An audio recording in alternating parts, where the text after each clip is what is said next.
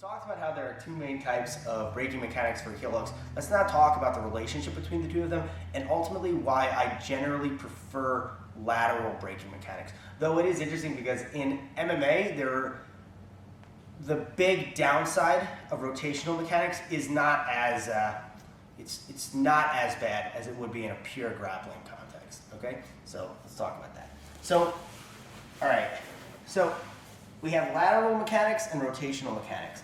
The big reason why I prefer lateral mechanics is because ultimately, rotational mechanics, there's one thing Jessen can consistently do to relieve pressure from the brake. He can, actually, let's go over here before we do it. He can keep spinning, so spin pretty slow. So here I bridge, he spins, keep going, keep going, keep going. If I keep bridging in and bringing my elbow in, right, he can keep spinning. Come back. Right, there's nothing stopping him ultimately from continuing to spin and therefore relieve pressure from the brake. Right, it's like a temporary relief, but if he keeps going and going and going, I won't be able to get that rotational brake, right? As long as I insist on the rotational brake. And if this is a grappling match and we roll out of bounds and the referee starts us, he just successfully managed to get out, right? Now, what's interesting about MMA is that because we have a cage wall, you can really kind of force rotational mechanics more in a way you couldn't with in a grappling match, right? So for instance, if I really just insist on the rotational mechanics, and I'm here, and we roll, and we keep going, and now we hit the wall, I can get the rotational mechanics, in a way that you could not in a grappling match, okay? However, ultimately, I do think that you shouldn't want to just rely on rotational mechanics alone, okay? You should learn how to go from a rotational mechanic to the lateral mechanics, because what that's going to enable you to do is stop that roll and get your brake with much more consistency, okay? Again, in MMA, you have a higher ability to make use of the rotational mechanics because of the fact that ultimately, yes, you will hit that wall, and that is going to enable you to finish that brake, because you can't spin anymore. If you can't spin, you can't relieve pressure from the brake. Right? You don't have that luxury in a grappling match. But I don't want you guys to have to rely on that. I want you guys to have the skill of being able to go from a rotational to a lateral brake, right? So how do we do that? So if I'm here and I've got this sort of an ashigurami, okay? Let's hop a little bit this way. Because in this sort of an ashigurami, I can plant my feet on my training partner and put your hands, lift your hips. Guys, the reason why I'm telling him to put his hands on the mat and lift his hips up is it's going to give me a lengthier ability to apply the brake without actually hurting him, right? So it's a consideration of my training partner here.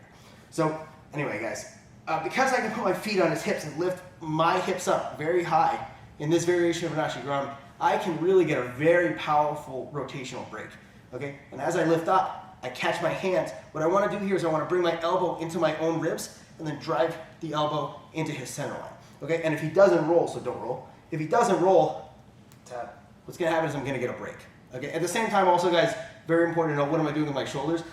My shoulder's not far away, okay? I'm going to be bleeding pressure there. I want everything to be round. I'm rounding out my spine so it's close to his ankle. I lift, tap, much, much tighter. Whereas by contrast, if I'm here, tap, you can still get a break, but it's not going to be as strong. Whereas if I'm here, tap, much, much stronger. All right? So anyway, guys, realistically, he's going to roll, right? So I'm here, he rolls. As he rolls, what I want to do is, so guys, right here, okay, when I land in this position here, what I want you guys to do is, instead of just continuing to try to rotate and get the rotational brake, take your hand, turn it like this to make a football grip. Now my left hand is going to grab at his knee. So now when we roll, we crunch our body in, and I've got this grip here and this grip here. I'm holding the knee so that it doesn't turn like this, okay? And I'm putting the heel to the mat. My elbow is coming tight to my ribs. Okay, now I take this leg over the top. So we've stopped his rotation. Okay, we've held everything in place, we've stopped the rotation. Okay, now I can connect my grips and I can lift my hips up and we can get our lateral brake. All right, so again, let's go over there. You okay? Yeah. Okay. So we're here. So guys, look, we've got the heel exposure, and what's oftentimes going to happen, like why you might even need to do this is, so oftentimes what I'll do is I'll go here for the break, the lateral break, and I'll sense I can't get the heel close to the mat because what he's doing is he's spinning this way. As soon as I feel that, I'll go right into the, go back. As soon as I feel him starting to move that way, go that way, because if I just hold on to this is not super effective anymore. Okay, come back. Remember guys, what I gotta do is put pressure, to finish lateral mechanics, I've gotta put pressure on the top of his thigh. When he rotates in this direction, keep going a little bit, stop here. Guys, look what happens. When he turns his knee to face into my hips, the front of his knee, right? This is great, I've talked about this a lot, this is great for heel exposure, but it's not great for putting pressure on the top of his thigh, so therefore it's not gonna be great for the break. So when he does such a thing, come back, when he does such a thing, it's important that I recognize it, and as soon as he does that, I switch into the rotational mechanics, okay? Now from the rotational mechanics, I can roll back into the lateral mechanics, okay? Let's go back there. The most important part of this transition, the most important part of the transition from the rotational mechanics to the lateral mechanics involves mitigating his ability to slip his heel and straighten his leg.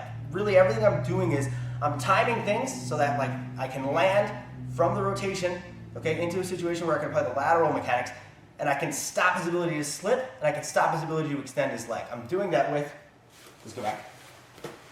I'm doing that with my grips, right? Before I had my grips like so that I could get a strong rotational break. But now when he rotates, what I want to do is, look at my right hand, guys. Comes here so I can hold on to the heel better, and I grip at his knee, okay, and now keep going. And stop right here. Guys, right here, it's so important that I crunch my body in. Keep going. I crunch my body in so that when we land, see how I have a nice bend in the leg here? Okay, and I'm holding the knee where I want it. So I can start throwing this leg over and getting our break, okay? So, yeah, very, very key that we look to mitigate that heel slip and we look to crunch in, right? So we just have a very extended leg. Guys, if we land, for instance, point your toes for me. If we land and his leg is like this, right? And we have the heel and point the toes. This is fucking terrible, guys. This is not good. If his leg's extended, especially if his foot is extended as well, he's gonna be able to slip super easily. Yeah, he's gonna slip almost every time. I want a bent leg, and I want to compress his foot, okay, the toes towards his knee, right? And we're gonna talk about that in another part of the breaking mechanics section at length, like what should we be doing with our arm more specifically as we break a heel in lateral mechanics, okay? But just for now, note, we're bringing our elbow in, all right? So that's very, very key, all right? So understanding this connection between rotational and lateral mechanics, it's really gonna help you increase the rate at which you're able to finish heel hooks and like effectively get breaks. And again, guys, in MMA, you have that big advantage of the fact that you can roll into the wall and you can force rotational mechanics with far greater effectiveness, right? Like a really good example of this was Ian Entwistle versus Anthony Burchak. That's a UFC fight. I would recommend go watching that. You'll see Ian in that match, he uses rotational mechanics with an outside heel hook. They keep rolling, and ultimately because they hit the cage, Anthony is not able to continue to roll to relieve pressure of the break, and Ian therefore gets the finish. That would not have worked in grappling. What would have happened was they would have rolled out of bounds and the ref probably would have stood him up and back to square one for Ian, the offensive man, which is not good, right? But because he had the luxury of the cage, he's able to continue applying his breaking mechanics with the rotation, okay? That's good, but we don't want to rely on that. So definitely learn how to cycle between these two. All right, so now let's take a look at a fight, which is a really good example of the relationship between rotational and lateral mechanics. All right, this fight, if you want to go watch the full thing afterwards, it is on YouTube for free as of this recording. This is the name. Just type that into the search bar, and it should come up. All right, so we're going to start off with Eddie Alvarez, this guy here. There's a kick at Shinya Aoki, and what Aoki does is he catches it. Okay, so he's caught the kick right there. And what he does is he's going to bring it outside his hip here in a similar way that one might with a leg drag, for instance. All right, so he's pulling it outside here. He's attempting to expose Eddie's hips, okay, specifically so that he can spin around and expose his back, right? Eddie turns to face him, and he's going to do an Uchimata throw to bring Aoki down to the mat. As Eddie passes this left knee over to the mount, take a look at how Aoki is going to re-guard. Okay, he brings this knee to the inside. As basically what happened was before, right here, there's a set of wedges around Aoki's body. All right, as this knee passes over, there's going to be inside space. It's a very small amount, but there still is some that Aoki is going to exploit and occupy with this leg here. You have the left leg of Eddie's going to come over. Take a look at right there. Yep, too big a gap. Aoki's able to fit his knee inside, and he's able to establish a guard here. All right, now the left foot, he has just a standard Ashigurami. All right, left foot on the hip, right foot. He would like to have these connected, but if he does that, yeah, he goes to do that. He connects the foot and the knee.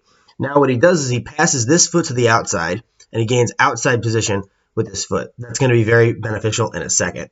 As you see, Eddie here reaches for the foot. He's going to try to open up the wedges, okay? Going to separate the wedges, not what Aoki wants. So he's immediately going to work to off-balance him. First thing Aoki does is he passes from a standard ashi, passes the leg to the inside. The position that they land in, I like this position a lot. There isn't really a commonly used name for it. This is where you would be, for instance, if let's say you had a cross ashi, and then the defensive man, let's say this guy was inside a cross ashi, and he pummeled this leg to the inside of this leg, right? So for instance, this is what the 10th planet guys call a honey stick. Okay, so I don't really have a name that I use for this position. I mean, I do have a name, to be honest, right now, but it's a name that I'm just using in place of other names. I'm trying to come up with a name that I actually like for this position. Right now, I call this a reverse outside senkaku because it's kind of like the opposite of an outside senkaku in the sense that, I mean, your legs are still outside, but in an outside senkaku, it would be this left leg that's over this far hip. Yeah, it's a dog shit name. I'm trying to come up with something better. But anyway, regardless, the position itself is actually a very, very useful one. I think it's interesting that in the past, people would, from the perspective of Eddie, they would attempt to find this position, right? I actually used to use this honey stick position that Eddie's in, but I think now it's Aoki is actually the one in the better position because you can he can hide his heel very effectively. And it's very, very effective, this position, actually, for stopping rotation. I'm going to break down another fight at a later point, a Satoru Kitaoka fight, where he makes use of this position in a very, very interesting and effective way. Anyway, that's not the main point of this video, but as they are in this position, I wanted to comment on it briefly. Okay, just real quick, I will mention also, the strength of this position is in its ability to retain the guy's knee line. Because it's outside position, it's easier. It's a stronger position for retaining the guy's knee line. And because this leg is over this hip, it's very good for putting that hip down to the mat, which helps to inhibit rotation and hip height, which can benefit rotation on the perspective of the defensive man. Anyway, here, Aoki does it. It's basically the same advantage. He uses it to put these hips down to the mat, okay? And you see here, he's going in for a rotational break. Now, we can use this leg to inhibit rotation, but of course, sometimes it will still happen. Okay, like I said, I'm going to show a Kitaoka fight at a later date where he does a very good job of using this leg to stop rotation, but here, Aoki doesn't really succeed in doing that. He rotates. Okay, as will sometimes happen whenever we employ rotational mechanics. Okay, so all right, so here Aoki's making use clearly of rotational mechanics, right? He's rotating, he's driving his elbow in. All right. Now, a common defensive response you're going to see when you employ rotational mechanics is the guy's going to rotate. It's not going to get him out of this situation, but what it's going to do is it's going to temporarily relieve pressure. As the two of you spin in conjunction with one another, okay, you never get a true break. Now, in MMA, because we have a cage, or in this case, quite a lot of ropes that you would run into and stop, okay, the principle of limited space, that manifests because of this fact of your environment, means that you can keep rolling and hit the cage wall or the ropes, and you can get a true break. Okay, but here instead, you can get a true break solely and exclusively using rotational mechanics. Here instead, Aoki is going to transfer from the rotational mechanics to a very strong lateral break. Okay, now take a look at what Aoki does with his feet. He retracts both his feet. We're going to see this again from another angle. It's a little more clear. But he has both his feet on what I call I call this a double foot on hip ashigurami. Another example of this is Ryan Hall used this same position to finish Franz Sliwa. Probably pronounced that wrong. In there, it's an Ultimate Fighter fight. I definitely recommend going to watch it. It's on Fight Pass if you want to see it. You put both your feet on his hips. And what it allows you to do is bridge really hard in. Okay. In addition, here there's no rotation at what Aoki is doing. He's bringing his shoulders back, and then his leg, it's actually a really good place for this. It's compressing down on the thigh to create pressure on the thigh, acting in contrast to the force of the heel hook. Okay. Because his foot's on the hip, I know you can't see the angle right here. We are going to see it better in a second, but it is on the hip, as you'll see in a moment. But because it's on the hip, it's very well suited. It's very well situated, rather, I should say, to put pressure down on the thigh close to the knee. The closer we can put that pressure on the thigh to the knee, typically the stronger the break is going to be. Okay, if the pressure, like the closer the pressure gets to the hip, the weaker the pressure is going to be. And the great advantage of lateral mechanics here is, guys, there's no rotation. Okay, the guy can't bleed pressure by continually rotating, right? So for instance, here, like for Eddie to rotate would be really difficult because his leg is pressing down on his thigh, right? Whereas if we contrast that to the earlier position they were in,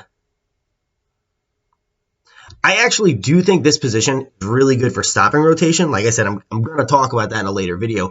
Aoki just doesn't use it for that. Either he didn't know how to use it for that, or he just didn't feel like using it for that. Okay, and he does a very good job of instead transferring through the rotational mechanics to the lateral mechanics. And this is a skill set that I think you ought to develop, right? If you want to break people who are good, right, you can't just rely on just rotational, right? In MMA, we do have the advantage of having the cage, in this case, the ropes, that we can, hit into, and then that'll stop the rotation, and you will get more breaks that way, right? A good example of that is Ian Entwistle versus Anthony Burchak.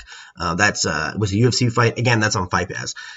Ian uses exclusively rotational mechanics, and they rotate and they hit the cage wall, and that's what gets Ian the finish. And you can see on Anthony's facial expression, he clearly was in a lot of pain. I don't know if he got like a break, but it was probably getting there. Okay.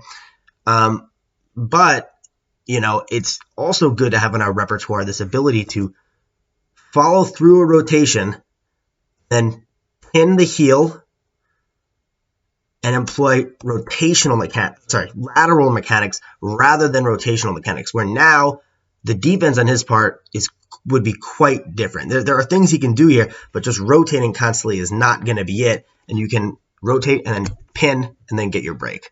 Okay, that's what Aoki does here. You see actually the foot on the hip right there. Let's take a look there's another angle.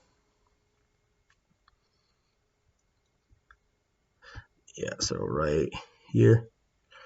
Aoki gets put down. Very nice transition to the standard ashi. Here they're in a far hip ashi. Aoki passes to the other side. Okay, you see Eddie doing a good job. He's doing the right thing at this point. He's trying to open up the wedges. Okay, to be able to, if you can attack the wedges and you can open them up. Okay, you can retract your knee out of his knee line. Okay, and obviously escape then, right? But Aoki puts him down. The main mechanic he's employing to be able to put him down is the action of this leg here. Okay, take a look at the action of this leg. That's really what puts him down. Pushing him down to the mat. Okay, which is one of the main uses of the variation of ashigurami, what I'm calling reverse outside senkaku. Probably in like a week I'll come up with a better name. But anyway, Aoki catches the heel hook. They're going to rotate. You see this leg here? If Aoki had inside position with his feet, he still could have made use of all the same mechanics. It's definitely possible. But Eddie would have had a better opportunity to push at his, like his hamstrings or his knees or whatever. But because the leg's over the top here, it's much more difficult to do that. Okay? So now they're going to rotate. And here you can see a very good angle of what happens with the feet. You see how the feet here. This is actually one of my favorite breaking positions. I think it's super powerful. Okay, this is probably my overall favorite example of the use of this variation of Ashigarami. But again, that Ryan Hall fight is another really good one too. Okay, now you see here. This is, if you've ever heard somebody describe like a heel hook as being like a side knee bar, right? A lot of people use this description. That's really referencing lateral mechanics. Rotational mechanics, I really wouldn't describe that way at all. But lateral mechanics, there is something of like a side knee bar action. See how there's like a bridge into the side of the knee? Okay, that's what really makes this like a side knee bar, so to speak. Okay, now you see here, are bridging this knee coming down hard, putting very strong pressure to the top of Eddie's thigh, and he's retracting his shoulders, okay, with a tight grip. It creates very powerful braking pressure, okay. Now I will say one of the big weaknesses of this variation of Ashigarami are that it's an open wedge variation of Ashigarami, okay? So the advantage you get of your feet being on his hips is that you can bridge very hard and get a strong break, but the downside to it is that you see what he's doing here. You could potentially get your Ashigarami opened up, and then you lose everything. So only use this as like a braking position. You're going to finish them here, and that's it. This is not a controlling position. This is not a position from which point you're going to look to expose his heel. This is only a position you're going to go into when you are ready to break the guy, okay, as Aoki is here. Because if you have the heel hook in place and you put pressure to the top of the thigh really strong, you can get the tap or the break and then proceed onwards. And then, to be honest, like the tension of your feet pushing against him, that's enough to hold everything in place momentarily, right? A break will never occur. There's no such thing as an instantaneous break. But if you're applying the mechanics right, it shouldn't take too long, right? I mean, like if you're breaking that leg, you shouldn't have enough time to open up your wedges, all right? So anyway, guys, hope this was useful for understanding the relationship between rotational and lateral mechanics.